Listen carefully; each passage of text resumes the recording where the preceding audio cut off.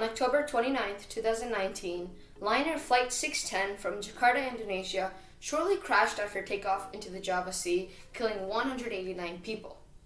Within 5 months, Ethiopian Airlines Flight 302, which departed from Nairobi, Kenya, dropped out of the sky, killing 157 people.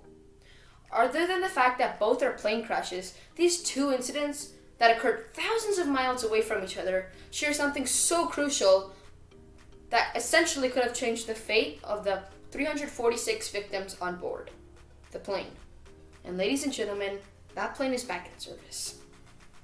Do you feel the vibes?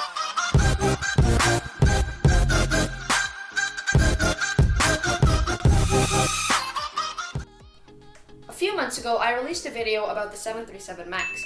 The 737 MAX has been a hot topic on the news for quite some time, though people didn't fully understand what happened and why. So if you still don't have a clue about the Boeing 737 MAX story, then pause this video and click the link above to watch it, or else you won't understand anything I'm about to say. But if you have watched that video, or at least have understood the story behind the plane and have some background knowledge, then great. I'm moving on to explain what happened. In November 2020, the Federal Aviation Administration of the USA finally recertified the Boeing 737 MAX to fly again in the skies of America. The National Civil Aviation Agency of Brazil has also followed the USA and released the grounding of the 737 MAX to be used in this country. Canada and other countries, on the other hand, are still running some tests before they recertify the jet. Speaking of which, about 4 days ago, on December 25th, 2020, an Air Canada 737 MAX was flying a ferry flight from a storage facility in Marana, Arizona, to the airline's home base in Montreal, Quebec. During the flight, the jet suffered an engine failure and had to do an emergency landing at an airport in Tucson, Arizona. Luckily, there are only 3 crew members on board the jet. The jet is still parked in Tucson at the moment. Air Canada owns about 24 737 MAXs and has another 16 on order. Boeing used to build about 57 737 MAXs only every month in early 2019. Now, the airline manufacturer hardly builds 30 planes of all kinds, including cargo, every month. Their 737 MAX orders have dropped significantly as dozens of airlines have canceled their orders with them, not only due to the 737 MAX crisis, but because of COVID-19, and instead have invested in buying the new Airbus A321neo lineup. I would probably do the same thing.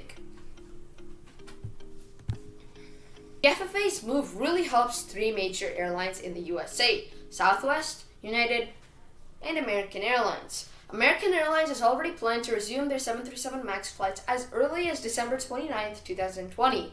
United Airlines plans to fly them again in the starting months of 2021, while Southwest doesn't plan to fly them again until the summer. It's also important to note that these are the only 3 airlines who still have orders with the 737 MAX, as other airlines have already, as previously mentioned, canceled their orders.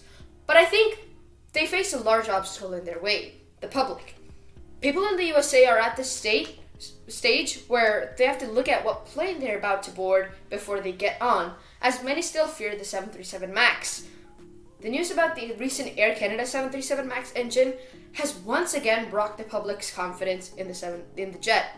I honestly think those airlines are better off buying Airbus A320 or Airbus A321s instead of letting the 737 MAX into the public. If there's another incident with the 737 MAX, it's going to be a really big problem, not only for Boeing, but for the airline itself. That being said, as an aviation enthusiast, I'm trying to be optimistic about the recertification. I'm still a bit skeptical about the FFA's sudden decision, but I trust they know what they're doing. But as a passenger, I'm quite anxious and nervous. I certainly would avoid flying on a 737 MAX at this point, and I bet a lot of people would do the same. Boeing has certainly earned a bad stain on their brand with the 737 MAX by cutting corners just to save money, and they endangered the lives of hundreds, if not thousands, of passengers who'd fly the plane. They still need to do a lot to earn back the reputation and respect they used to have. Now we've come to the end of this video. If you're still interested in the 737 MAX's recertification, I'll link an article in the description so you can go read it there.